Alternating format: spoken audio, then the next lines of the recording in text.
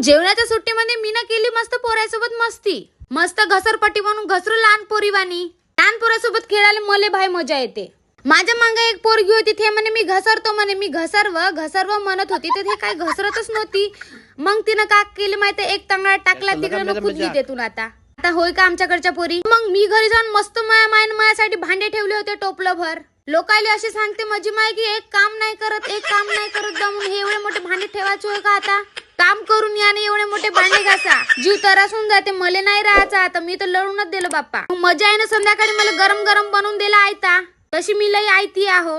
आयत भेटलं तर खाऊन टाकतो म्हणलं. ताट तर मला जेलातलाच आणून दिला. जेलामध्ये असे ताट भेटते ना, मजा आहे ना, तेथूनच आणलं हे ताट. काय म्हणा पाहून पाणी आलं तोंडाले, खाऊन पाहतो आता आयते ना. अजून गरम गरम मस्त आयते आणून देत होती मले. पहिलं भांडे घासून घेते ना मस्त, मग चारते. त्याच्या बाद सकाळी अजून बहुत सारे पुस्तकं जमा केले महापुरुषाचे. मी म्हणलं आज हे घरोघरी जाऊन वाटणार म्हणलं.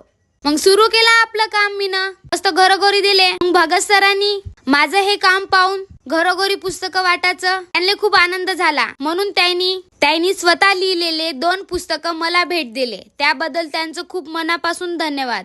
याच्यातून एक गोष्ट शिकण्यासारखी आहे, कोणतीच गोष्ट आपल्याला संघर्ष केल्याशिवाय भेटणार नाही. म्हणून माणसानं नेहमी संघर्ष करत राहावं. तुम्हाला हा व्हिडिओ कसा वाटला कमेंट मध्ये नक्की सांगा. धन्यवाद.